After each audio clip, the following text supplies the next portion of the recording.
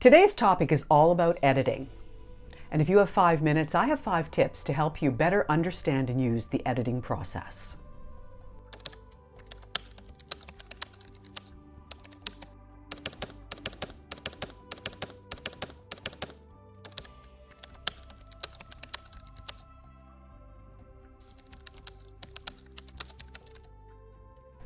I think by now you and every other writer knows that editing is a part of the writing process. It's not just a matter of creating that first draft. Editing is part of it.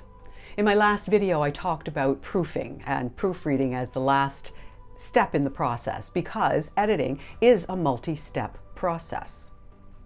Every piece of writing that you do, from a blog piece to a 400-page novel, is going to require editing. Unless it's for your eyes only. Obviously, you're not going to edit the material that you write in your notebook that nobody else will read. But if you expect someone else to read it, then it needs to be edited. It is cruel and unusual punishment to give anyone, even your closest friends and allies, a manuscript that has not been edited before they read it.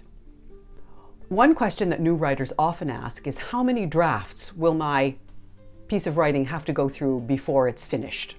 And there's only one answer to that, and that is as many drafts as it takes to get it right. Now, there are several phases in the editing cycle, and I just want to review those for you so that we're all on the same page about them. Now, whether or not there are 4 steps or 5 steps or 6 steps depends on who you're reading. Some people who write about editing, some editors will divide it more finely. I have 4 steps that I like to think about in terms of the editing cycle. Here are my 4. Manuscript evaluation is the first step. It's an overall look at the manuscript, and beta reading fits in here. Second step is structural editing. It's also called developmental editing. You'll see that. Third step is line editing, which focuses on language, tone, and flow. And for me, the 4th step is proofing, which focuses on the final corrections that include typos and spelling. And some people divide this into copy editing and proofing as 2 separate steps. I think of it as one. Well, now that we've reviewed the several steps in the process, I have some tips that might make it easier for you to use and understand this process. Tip number 1, beta readers provide initial feedback, but they are not professional editors.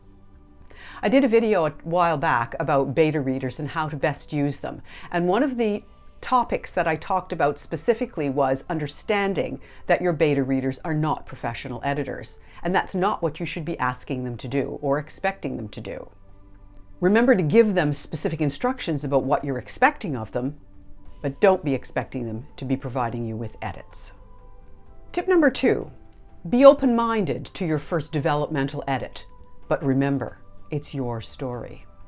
A developmental editor, or structural editor if you like, can provide you with great information and great feedback on the overall structure and content of your piece of writing, whether it's a piece of fiction or it's nonfiction or it's even a magazine piece, although a structural editor is probably unnecessary if you're writing short form.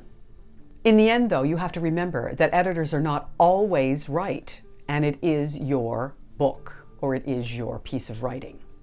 So any developmental editor who wants to change your writing so much that it is unrecognizable is probably a frustrated writer, and that's someone you should pass on. However, my next tip, tip number 3, is pay close attention to any specific structural edits suggested. Things like flow, continuity, consistency of voice, these are the kinds of things that you as a writer probably aren't going to be able to notice in your own piece of work. One of the things that writers have to understand is that they can't always see the forest for the trees when it comes to their own writing. It's fairly easy to see that big picture when you're reading somebody else's work, but it's not so easy to see when you're reading your own. So pay attention. Tip number 4, if a content editor suggests cutting paragraphs, scenes, or even sections of your book, listen. You as the writer, when you're editing your own work, have to ask yourself this question. Does this paragraph, does this scene, does this section of my book actually move the story forward? If the answer is no, then cut it. Tip number 5, don't do your own final proofreading. As you know, proofreading is the final step in the editing process, looking for all those final typographical errors, spelling mistakes, possibly a grammatical error that might have been missed somewhere along the way, perhaps even a bit of syntax that might have been missed. But don't do it yourself.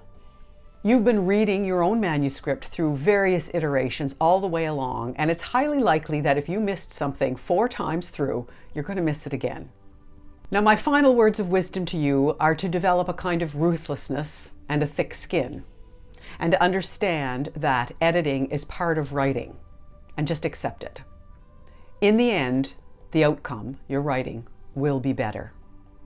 Happy writing. Talk soon. Subscribe to Write, Fix, Repeat, and maybe I can help you improve your writing knowledge and skills. 5 tips at a time.